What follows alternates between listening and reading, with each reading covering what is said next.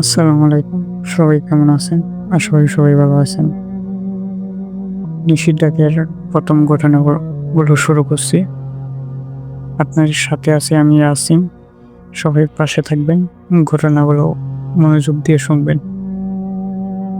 ১ম ঘটনা হলো এক শ্মশানকে নিয়ে। শ্মশানকে কেন্দ্র করে একটা ঘটনা শুরু করছি। যদি ভুল ভ্রান্তি হয়ে থাকে তাহলে সবাই ক্ষমার দৃষ্টিতে দেখবেন। তাহলে শুরু করা যাক ১ম ঘটনাটা। ঘটনাটা হলো এক জেলেকে নিয়ে ঘটনা। এক জেলে প্রতিনিয়ত মাছ ধরে শ্মশানের আশেপাশে।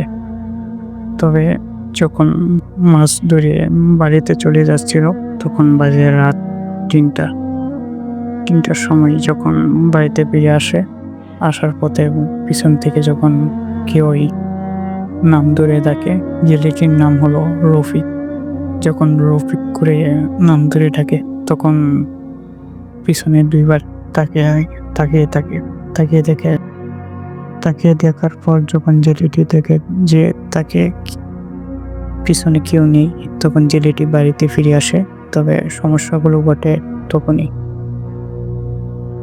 আজানের আগ মুহূর্তে জেলেটির বাড়িতে এসে কেউই যেন জেলেটির দরজাগুলো চাপা দিচ্ছে। তবে জেলেটি জিজ্ঞেস করে কে? তখন বাইরের থেকে কেউই কোনো সাড়া দেয় না। যখন দ্বিতীয়বার জেলেটি দরজায় চাপা দিল তখন জেলেটি দরজা খুলে দেখে কেউ নেই তার ঘরের সামনে। তখন জেলেটি যখন বাইরে চলে আসে তখন আশেপাশে দেখে কেউ নেই।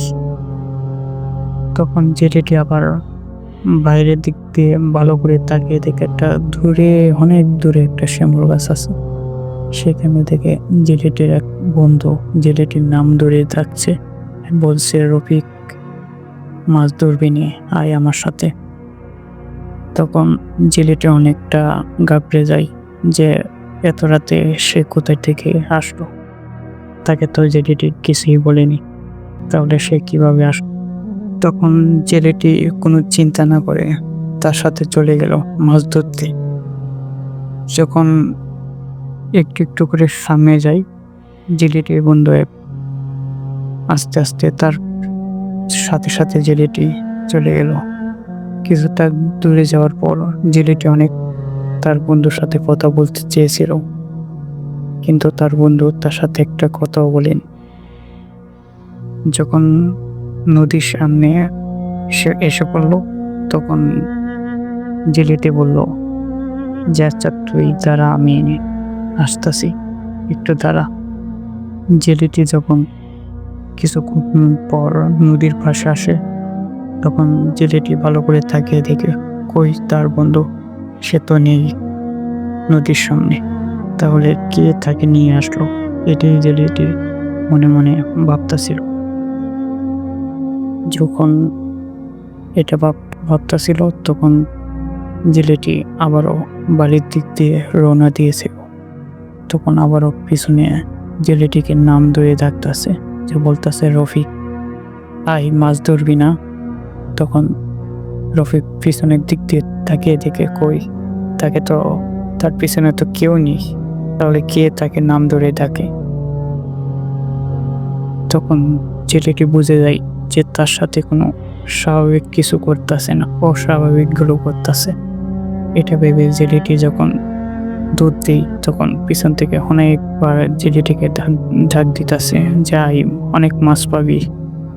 তখন জেলেটি অনেক জোরে দৌড়াতে তার বাড়ির সামনে এসে জেলেটি অজ্ঞান হয়ে যায়।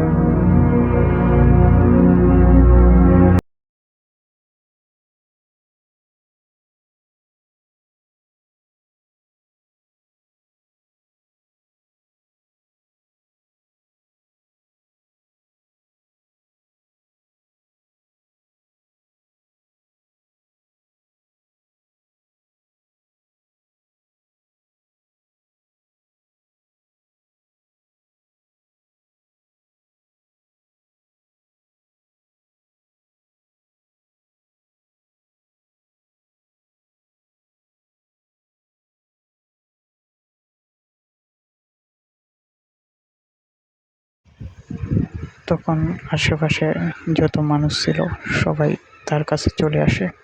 তখন জেলেকে জিজ্ঞাসা করে যে কি হয়েছে তোমার সাথে। তখন জেলেটি সবাইকে বলল যে তার সাথে সেই অবয়বটা তার স্বপ্নে এসে তাকে ভয় দেখাচ্ছে। তখন বাড়ির সবাই বলল যে ভালো একটা কবিরাজ তাকে দেখানোর জন্য। তখন ভালো একটা কবিরাজ দেখানোর পর যখন কবিরাজের কাছে তাকে নিয়ে যেতে চাই, তখন জেলেটি যেতে চায় না। জেলেটি বলে আমি যাব না। যখন জোর করে তাকে নিয়ে যাই, তখন কবিরাজ বলে যে রাতে আমি রুকায়া করব, সবাই পাশে থাকেন। আর রুকায়া করার পর দেখব যে কি কি সমস্যা হয় বাড়ির। যখন রাত 9টার সময় রুকায়া করে, তখন একটা জিন এসে কবিরাজকে বলছে যে আমি তো ওকে নিয়ে যাব, ওকে আমি কখনো ছাড়বো না। তখন কবিরাজে অনেকবার বুঝে সুঝে জিনটিকে রাজি করাই যে তাকে ছেড়ে সে চলে যেতে। তখন জিনটি বলে 2টা মোরগ আর একটা কাশি দিতে হবে, তাহলে জিনটি তাকে ছেড়ে চলে যাবে, তা না হলে যাবে না। তখন কবিরাজের কথা মতোই 2টা মোরগ একটা কাশি দেওয়া হলো। তারপর থেকে জেলের সাথে আর কোনো অস্বাভাবিক ঘটনা ঘটে না।